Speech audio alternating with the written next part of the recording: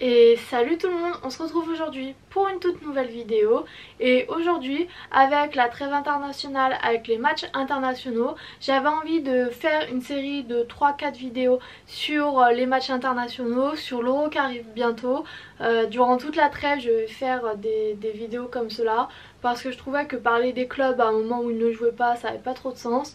Donc voilà, on va parler pendant 2 semaines des matchs internationaux et surtout de l'Euro qui arrive parce que l'Euro c'est dans 3 mois et donc faire un peu le point sur la forme des équipes, sur tout ça, je pensais que c'était le bon moment pour faire ce point là. Et donc aujourd'hui j'avais envie de me focaliser sur la France, de faire une première vidéo sur la France, sur un peu quels joueurs j'avais envie de voir à l'Euro, quel système de jeu, quel titulaire, tout ça, parler de la phase de groupe. Donc voilà, on est parti là-dessus. Et comme d'habitude, avant de vraiment commencer cette vidéo, vous pouvez laisser un pouce bleu, vous abonner, ça me fait toujours très plaisir et il y a plein de projets qui arrivent, de grosses vidéos qui arrivent. Donc voilà, je vous laisse avec le générique et on se retrouve juste après.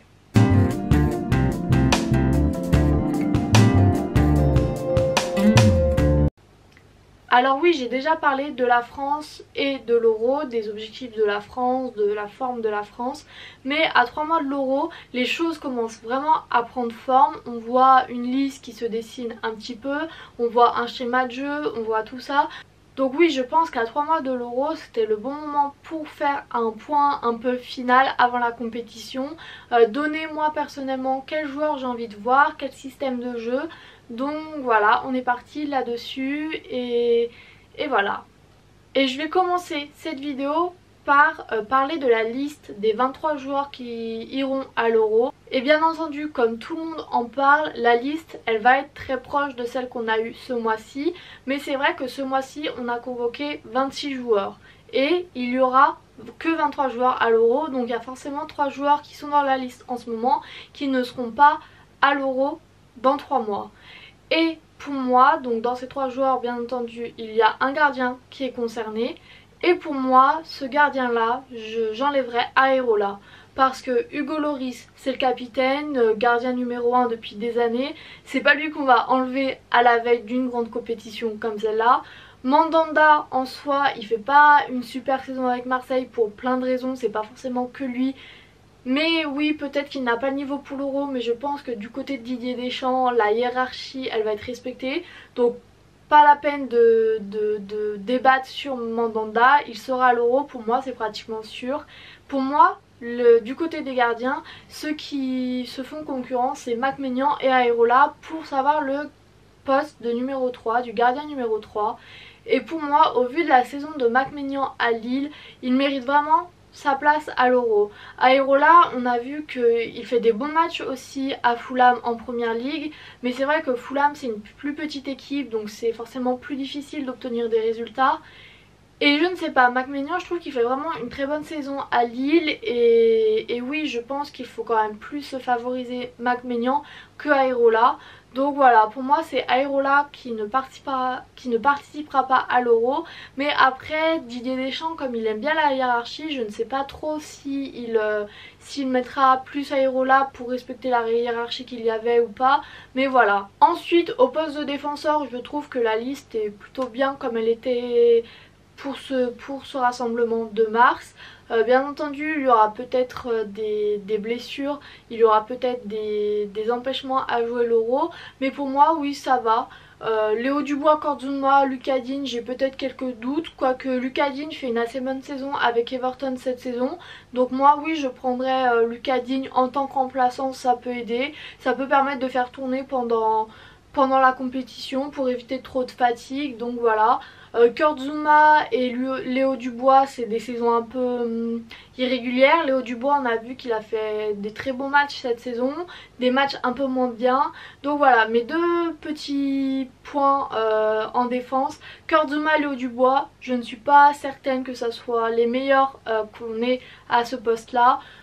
Mais voilà, c'est des joueurs qui quand même répondent assez bien présents dans leur club. Donc voilà, c'est pas les joueurs que je préfère à ce poste là. Mais je pense que c'est des joueurs qui feront bien le travail si ils sont appelés à jouer. Donc voilà. Et en défense centrale, là aussi pas de problème. Varane Kimpembe, je pense que cette charnière elle marche très bien. Quoique Kimpembe, le gros problème qu'on a, et on l'a vu lors du match face à l'Ukraine, c'est qu'il peut faire un super bon match et après avoir fait une faute, enchaîner les fautes. Mais en soi, je trouve que c'est le défenseur le plus... comment dire, c'est un des meilleurs défenseurs français en ce moment en défense centrale. Umtiti revient de blessure, donc je trouve ça un peu compliqué de le remettre tout de suite. Clément Lenglet, je trouve qu'il fait pas une super saison avec le FC Barcelone. Donc oui, moi si je devais choisir une charnière centrale, une défense centrale, c'est Varane Kimpembe avec Umtiti en remplacement de Kimpembe au cas où. Et Varane, de toute façon, je le fais jouer tous les matchs. Pour les côtés, j'en ai déjà parlé avec Kordzuma, Lucadine, Léo Dubois. Pour les côtés, Pavard, Hernandez, c'est vrai qu'il y a des moments ça marche moins bien, mais je trouve que Pavard et Hernandez, je trouve que chacun de leur côté, ils arrivent plutôt bien à jouer aussi bien défensivement qu'offensivement. Donc oui, pour ce côté-là et pour pas mal d'aspects de cette équipe, je garde la même base que la Coupe du Monde parce que c'est celle qui nous a mené au titre de champion du monde et l'équipe n'a pas forcément perdu en forme depuis la Coupe du Monde. Donc oui, pour moi je garde la même base, le même système de jeu, je garde tout comme la Coupe du Monde.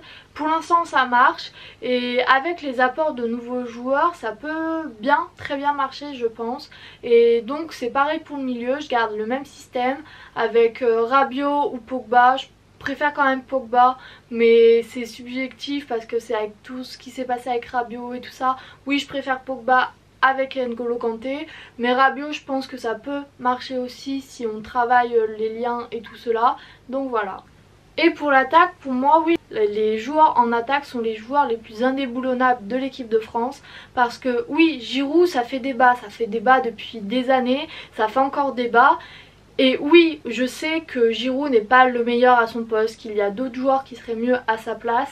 Mais on a vu que Didier Deschamps, c'était un des premiers joueurs qu'il inscrivait sur sa feuille de match. Donc j'ai pas envie d'entrer dans le débat Giroud parce que ça mènera à rien. Mettre un débat sur Giroud, ça sert à rien vu que de toute façon, Didier Deschamps va le sélectionner et va le mettre titulaire à la fin. Donc voilà, j'ai conscience que Giroud entraîne beaucoup de débats et je rentrerai pas là-dedans parce que pour moi ça sert à rien. Et derrière Giroud, donc il y aura Mbappé et Griezmann à coup sûr aussi. Mbappé et Griezmann, je pense que c'est des joueurs qui sont aussi indéboulonnables que Giroud, Varane, Hugo Lloris. En ce moment c'est vraiment eux qui sont là et ça ne pourra pas bouger. Le seul poste qui est un peu en débat pour moi, c'est le poste à côté de Griezmann, donc de l'autre côté d'Mbappé, à droite. Et donc ce poste là, moi j'aimerais bien voir Dembélé parce qu'il fait une vraiment très belle saison au Barça. S'il est épargné par les blessures, il fera une saison à peu près complète. Et je pense que sa vitesse combinée à la vitesse d'Mbappé, ça peut être très utile pour l'Euro. Et donc voilà, oui, moi je prendrais Dembélé. Mais Kingsley Coman, comme ça a été le cas face à l'Ukraine, ça me va aussi. Parce que Kingsley Coman fait une très belle saison avec le Bayern aussi. Mais voilà, j'ai peut-être un petit peu plus envie de voir Dembélé pour sa vitesse, pour tout ce qu'il sait faire. Je trouve que c'est très complémentaire avec Mbappé. Donc voilà. Et donc oui, pour finir un peu l'aspect tactique, l'aspect titulaire, l'aspect système de jeu. Et donc oui, pour l'Euro, je repartirai sur un système de jeu en 4-2-3-1. C'est le système de jeu qu'on avait pour la Coupe du Monde. Ça a plutôt bien marché, on va pas se mentir. Et oui, même si l'équipe de France, c'est pas forcément l'équipe qui fait le plus de jeux, c'est pas forcément l'équipe la plus passionnante à regarder, on a vu qu'en termes de victoire, ça a marché. On est champion du monde avec ce système de jeu, on est champion du monde comme cela. Et donc oui, moi personnellement je repartirai là-dessus. On a pas mal de joueurs pour faire une rotation. À tous les postes on a au moins 2 joueurs pour faire une rotation. Sans parler des joueurs qui sont sélectionnés ce mois-ci pour jouer avec les espoirs. Je pense à Kamavinga, à Aouar par exemple. Donc voilà, je pense qu'on a assez de joueurs pour garantir un système comme cela. Et j'aime bien ce système parce que j'aime bien avoir les 2 latéraux qui montent beaucoup lors des attaques, des contre-attaques, des phases offensives, voilà. Donc oui, moi j'aime vraiment bien ce système de jeu, donc voilà. Et enfin, pour finir cette vidéo, j'avais envie de me projeter vraiment dans l'Euro et parler un peu de la phase de groupe. Donc pour la phase de groupe, on va jouer contre l'Allemagne, le Portugal et la Hongrie. La Hongrie, c'est le match le plus simple de la poule, donc je vais moins l'évoquer parce que c'est vrai que la Hongrie je connais pas forcément et ça va pas être le principal de nos problèmes. Après, pour l'Allemagne et le Portugal, ça va être des matchs compliqués, mais déjà d'une, j'ai moins peur de voir la France jouer quand on joue contre des grosses équipes, parce qu'on a vu contre les petites équipes, elles ont tendance à jouer beaucoup en défense et on ne sait pas comment casser les blocs bas, on ne sait pas comment casser une équipe qui joue que en défense, alors que l'Allemagne et le Portugal ils vont chercher à marquer aussi, donc il y aura plus d'espace en défense, il y aura plus de possibilités en défense. Donc voilà, oui ça va être des gros matchs, mais en soi moi j'ai pas forcément très peur de ces matchs là, parce qu'on a vu que l'équipe de France avait très bien joué contre des grosses équipes, on l'a vu pendant le mondial et même après. Face à des petites équipes c'est compliqué parce qu'il n'y a pas forcément l'envie non plus de forcément aller chercher la victoire. Mais voilà, l'Allemagne et le Portugal ils vont pas jouer à 7 derrière, il y aura des espaces en défense pour Kylian Mbappé, pour Dembélé, pour Griezmann, même pour Giroud. Donc voilà, oui ça va être des matchs importants, il faudra travailler, il ne faudra pas prendre ça à la légère, ça va être des matchs importants. Mais personnellement j'ai confiance en Didier Deschamps pour qu'on puisse battre ces deux équipes, parce qu'on l'a déjà fait et on le refera je pense, et voilà. Et après pour la suite de l'Euro, oui on l'a vu pendant la Coupe du Monde, on a du mal un peu avant les compétitions, on a du mal pendant les phases de groupe, mais après on arrive beaucoup mieux à jouer. Et je me rappelle bien avant la Coupe du Monde, les matchs de préparation, les matchs avant ça a été un peu compliqué, et même les matchs de groupe de la Coupe du Monde ça a été compliqué. Le match face à l'Ukraine c'était le premier match de reprise, c'était un match où il n'y a pas eu forcément beaucoup d'entraînement avant. Donc oui, tout n'était pas parfait, c'est pas la meilleure équipe de France qu'on ait vue, mais je pense qu'avec du temps, avec de l'entraînement, cela sera réglé. Et il faut pas oublier qu'il y a certains joueurs qui sont revenus, il y a certains joueurs qui sont nouveaux dans l'effectif, il faut encore les intégrer, donc voilà. Donc voilà, j'ai fait à peu près le tour de tous les points que j'avais envie d'évoquer concernant l'Euro et l'équipe de France. C'est vrai que l'Euro je l'attends depuis longtemps, parce que déjà l'année dernière je l'ai attendu toute l'année, et que ça a été décalé ça m'a fait encore l'attendre encore plus. J'espère que ce sera une belle compétition, qu'on aura la possibilité d'avoir des supporters dans les stades. Cette ambiance de compétition officielle comme la Coupe du Monde il y a 3 ans, ça me manque un peu, donc oui j'ai hâte de voir l'Euro. Voilà pour cette vidéo, j'espère qu'elle vous aura plu, et quant à moi je vous dis à bientôt pour une nouvelle vidéo et salut!